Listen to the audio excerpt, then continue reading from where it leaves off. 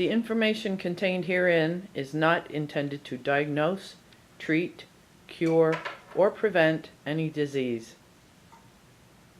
Oi, listen up, because I don't want to have to smack anybody in the mouth for not paying attention. As an advocate and activist for smokers' rights, I've been coming to you with information to help in obtaining the goal of securing said rights, and will continue to do so. However, lately there have been a couple of major headlines that I wanted to discuss with you that aren't necessarily related to smoking. And once we get past these next couple of episodes, I plan to get right back to the point with plans and step-by-step talking points that you can use in your own defense and furtherment of obtaining your smokers' rights. However, tonight, or in this episode, I would like to talk about the recent mass shootings that we had, especially the one in Sandy Hook and in the Navy Yard. I believe that I know that a lot of the mass shootings that have happened over the last couple of years have been due to mental disorders. Now, not mental disorders like you might think, such as schizophrenia or manic depression, things of that nature. What I'm thinking of are mental disorders that are caused by big pharma, pharmaceutical drugs that are being pushed on American citizens, on adults, and on children. There's every type of antidepressant, antipsychotic. You have ADHD, drugs for ADHD, ADD, A, B, C, D, E, F, G. Anything that the pharmaceutical companies can dream up and pay the doctors off and other health professionals to push on the American public, they do. And all of these drugs have a point where the client or the patient comes to where there's a regression or a total turnaround. And in episode 7, if you go back and look at episode 7, I list, I believe, 24 mass shootings where every single one of the people or the perpetrators was on some sort of antidepressant, antipsychotic, ADHD medicine. These are horrible, horrible drugs. And I believe there are going to be more and more mass shootings based on the use of these drugs. They have awful effects on those that take them. I also believe, and for a long time when it was brought up that video games, violent video games, were the cause of these violent outbursts, of these mass shootings, I really thought it was pish-posh. I didn't believe it. However, after further thought, I had to go back to my own childhood. And I remember when Superman first came on TV. This was thrilling. Every week he came on with an episode and did things that I dreamed I could do. Who wouldn't want to be faster than a speeding bullet or more powerful than a locomotive be able to jump tall buildings with a single bound. But I knew that it was just fantasy. I knew that one could not do this, at least not a human being. However, a neighbor of mine, a little bit older than myself, thought that he could do it. And so he tied a towel around his back, went up to, I'd say 30, 40 feet in the air, said he was Superman, ran off the roof, and guess what? He came plummeting to the ground. Now, fortunately, he lived. He was broken. He was broken, but he wasn't dead. And I'm thinking to myself, now that was just odd man out, so to speak. However, in my adult years, when Pac-Man first came out, I also recall that I went to a friend's house and the kids were playing the game.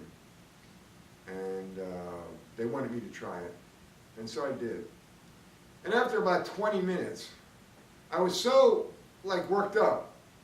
I said, I don't want to play this game.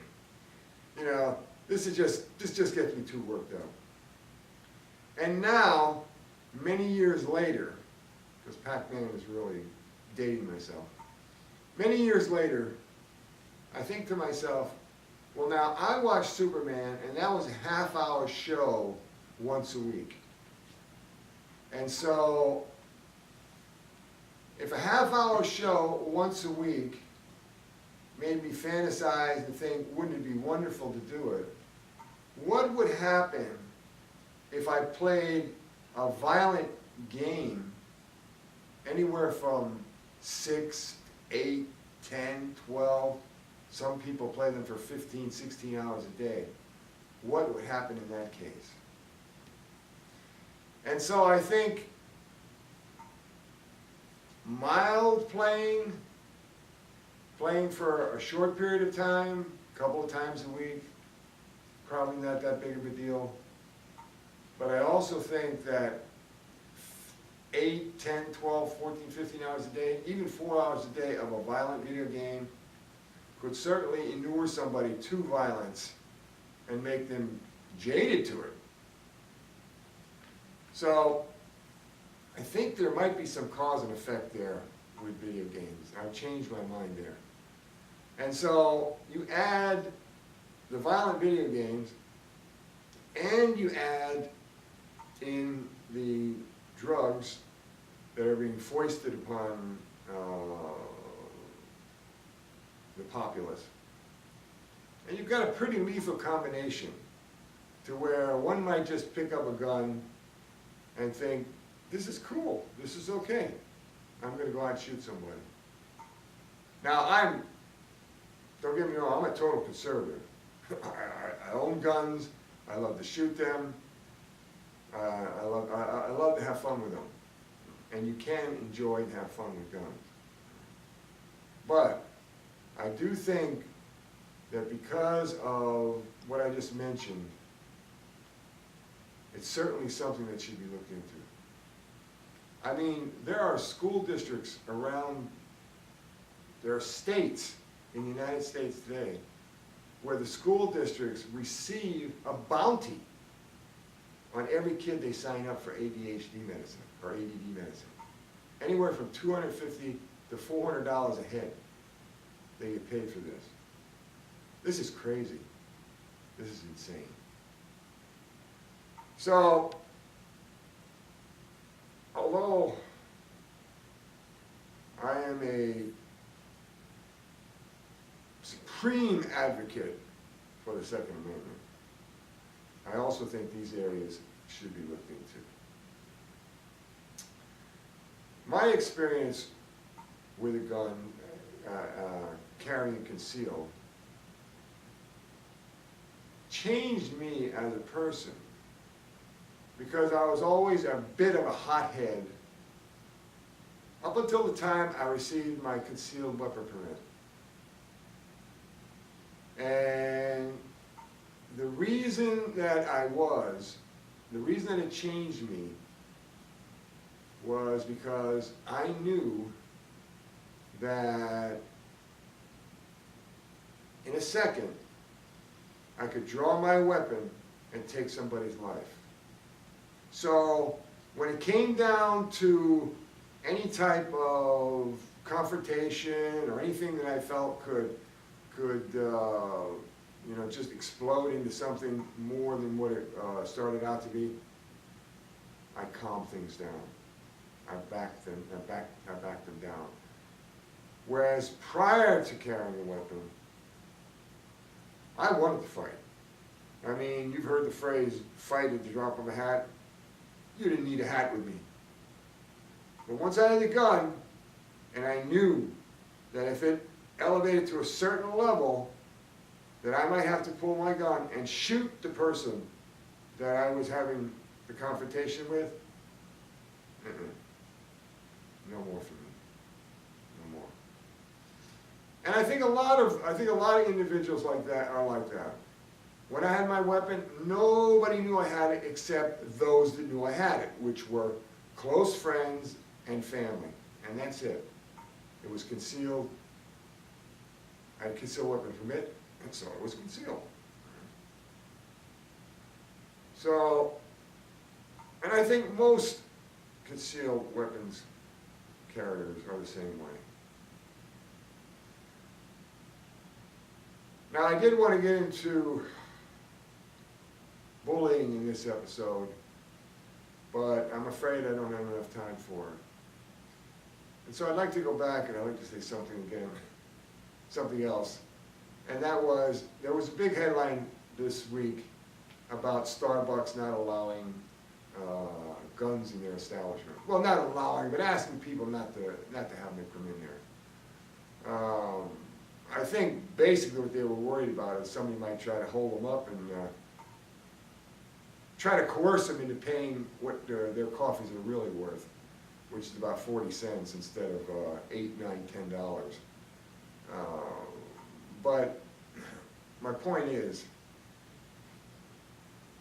to get what I want off the ground, this grassroots swell that I want, to get us our rights, our smokers' rights, it's going to take contributions and donations from you. And so I ask you, buy a Starbucks, an $8 Starbucks coffee every other day instead of every day, and send the money to me, which I will use to help you and me. And there's Starbucks all over the world. So you guys around the world, get with it. All right. An easy way to do that is at paypal.com. Go to paypal.com and click on buy. Then click on make a payment. And then put in your email address from you to my email address, which is SmokinMan, SmokinMan, at yahoo.com. SmokinMan@yahoo.com.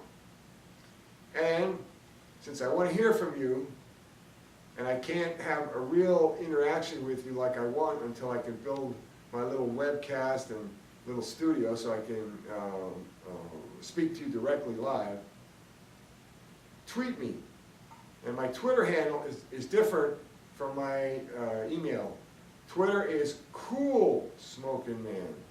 CoolSmokin, no G-M-A-N. CoolSmokinMan. So tweet me. Until next time, light 'em if you got 'em.